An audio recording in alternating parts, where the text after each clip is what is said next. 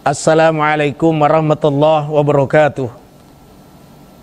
Alhamdulillahirabbil alamin. Wassalatu wassalamu ala asyrafil anbiya'i wal mursalin, sayyidil mursalin imamil muttaqin, Muhammad bin Abdillah la nabiyya ba'da, wa ala alihi wa sahbihi ajmain, amma ba'du. Orang tua punya tanggung jawab terhadap anak-anaknya. Dalam hadis Rasulullah sallallahu alaihi wasallam bersabda, haqqul waladi ala walidihi, tanggung jawabnya orang tua terhadap anak-anaknya. Yang pertama, ayyuhsinasmahu, hendak memberikan nama yang bagus kepada anak. Nama yang bagus itu adalah, dalam hadis lain kita baca, man kana lahu salasa minal waladi, siapa orang punya 3 anak laki-laki, walam yusammi ahaduhum bi Muhammadin faqad jahila, lalu belum ada salah seorang di antara ketiga itu yang diberikan nama Muhammad, faqad jahila, kebodohan. Artinya adalah, kalau sudah 3 anaknya laki-laki, diusahakanlah ada salah seorang di antara ketiga itu yang diberikan nama Muhammad di awal namanya. Muhammad siapa? Ya terserah orang tuanya, tinggal nyambung. Muhammad Ahmad, terserahlah. Ada ibu ngomong, Ustadz, nama anak saya Muhammad, bahasa Arab dari Al-Quran. Ya si ayat sih Al-Quran. Namanya siapa? Dia bilang Muhammad Jahannam. Loh, Jahannam itu kan neraka. Carilah yang punya arti yang bagus.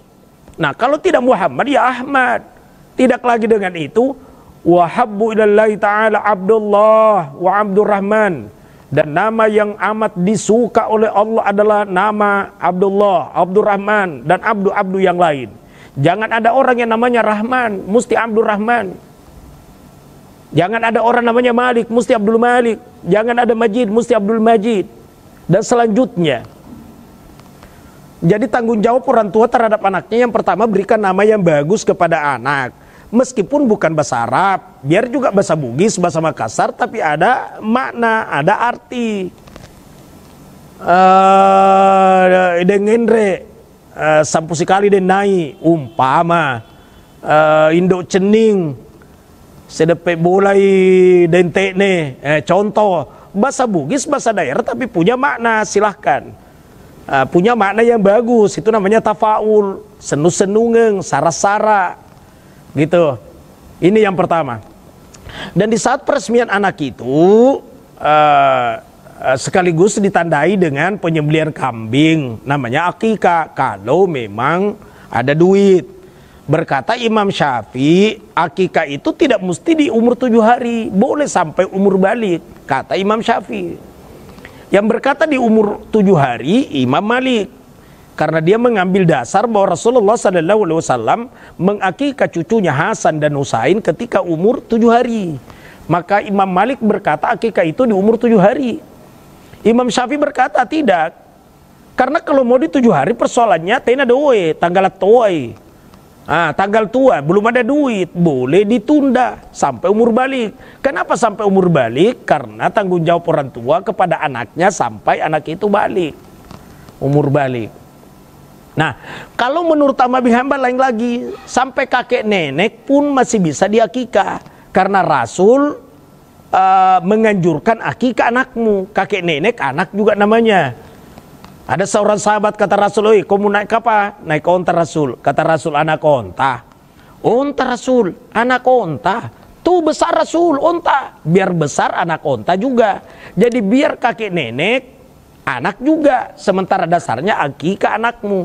Jadi biar kakek nenek bisa juga diakikah, kata Ahmad bin Hanbal. Jadi kalau masih ada kakek nenek yang belum diakikah, silakan akikah. Buat undangan komputer besar-besar, tulis di situ, kepada yang terhormat bapak ibu di tempat. Dengan rahmat Allah, kami mengharapkan datang di rumah santap siang dalam rangka acara akikah nenek kami yang berumur 87 tahun.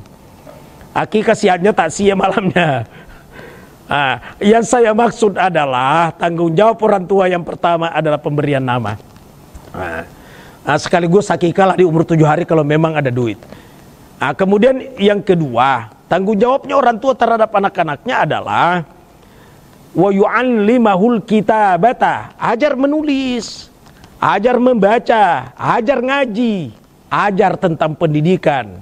Itu wa adabahu, akhlak, adab, perilaku, etika, moral, sopan santun.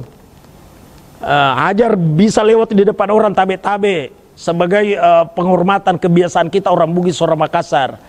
Karena terkadang orang berkata, ada orang berkata, anak-anak ke makaman itu tidak boleh tabe-tabe, nah lu suruki. Olehnya itu diajarlah bagaimana anak-anak bisa tabe-tabe. Itu adab namanya. Selanjutnya tanggung jawab orang tua terhadap anak-anaknya itu adalah wa yuzawwijahu idza adraka, peristrikan anak itu kalau sudah saatnya beristri, persuamikan anak itu kalau sudah saatnya bersuami. Belum ada yang lamar, ya promosikan, maksudnya diperkenalkan, ini anak saya ini. Karena kalau anak sudah bersuami maka sudah lepas tanggung jawab orang tua terhadap anaknya, pindah ke suaminya. Kalau seandainya ada istri-istri yang tidak sholat, tidak ngaji, pakaiannya ala kadarnya keluar rumah, yang dituntut di akhirat itu bukan orang tuanya si perempuan itu, tapi suaminya yang tanggung jawab. Pindah ke suami. Makanya hati-hati suami. Mesti paksa-paksa sedikit istrinya untuk sholat, paksa puasa, paksa untuk menutup aurat. Karena yang punya tanggung jawab itu adalah suami. Kalau belum bersuami ya orang tuanya. Tuh. Selanjutnya tanggung jawab orang tua itu adalah as-sibahata war-rimayata. Ini juga persoalan tanggung jawab. Ajar anak-anak kalian menembak, ajar anak-anak kalian renang, menembak. Seakan-akan kalau kita melihat tadi sini bahwa seakan-akan bahwa Islam itu juga mesti mempersiapkan generasinya untuk tahu renang dan menembak. Siapa tahu esok lusa ada perang. Ada perang, dia sudah siap, dia sudah tahu renang, sudah siap menembak. Olehnya itu belikan juga tembak anak-anaknya. Lalu tembak itu cecak, jangan bilang tembak kepalanya nenek. Itu tidak berhadap lagi.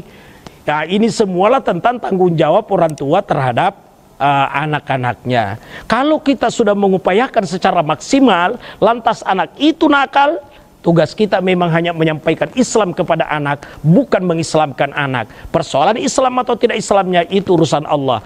Tugas kita sampaikan Islam kepada anak-anak. Sekian dan demikian. Wallahul muwaffiq ila aqwamit thariq. Wassalamualaikum warahmatullahi wabarakatuh.